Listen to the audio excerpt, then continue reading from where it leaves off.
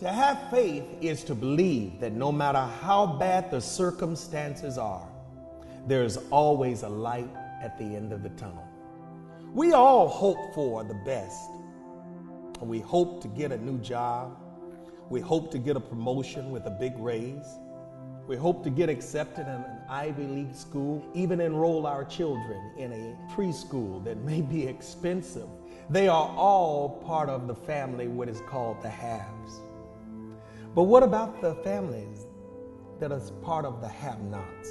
What about the families that hope they can pay their rent?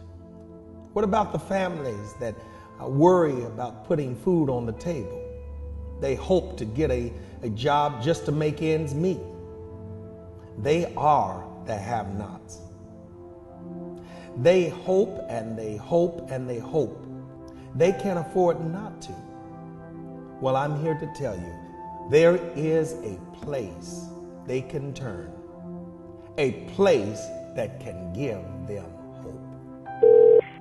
Thank you for calling 211 Los Angeles County.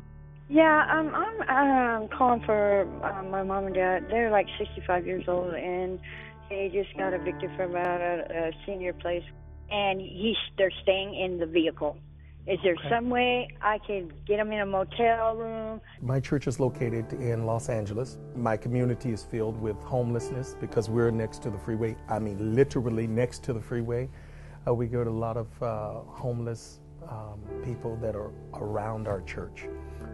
And needless to say, they're all, we feed the community. That's one of the reasons why we see the need right at our front door. They're sleeping right at our church. When I got basically evicted from my apartment, I became homeless and I called 211. And then once I got into Family Solution Center, I needed to call other resources. So then from there, I called 211 again. And then they were able to provide me to go into churches. Oh, 211 is the go-to source for anything when you have need.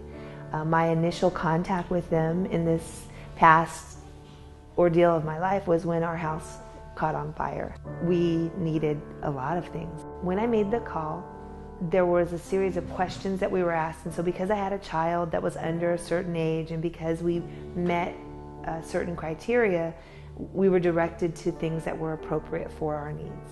Well, 211 has been a blessing because we, amid many pastors, were lost as to what services were out there for our underserved communities, and coordinating services was very key for us. Really hard to not talk to anybody about this. Trying to keep it a secret. Sometimes having to lie about things, about having a place, but it will end soon though. People call us for a lot of basic needs: food, shelter, housing, legal rights, and then we have our special populations that call. I mean, we have all of our veterans that call. We have people who call us with one problem, and then we find out they have children who are under the age of 5 and haven't been to school yet because they just don't know how to approach that system. We've been working really hard to identify partners across the community that will leverage the work that we're doing in helping people find those basic needs, but then taking them that next step to really addressing the underlying problems that are causing the food insecurity, that are causing the homelessness.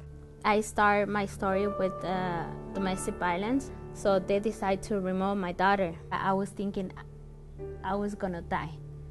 I lay in my house drinking alcohol. That is, I think, the bad thing that we can do, because we're giving up and we cannot do that. So I was feeling really bad, and I think if I wouldn't made the 211, I couldn't made it. Faith and hope comes with a small price. You have to believe. Believe that there is a light at the end of the tunnel. Believe that there's someone waiting to hear some of your problems, some of your despairs, because with that belief, there will come answers.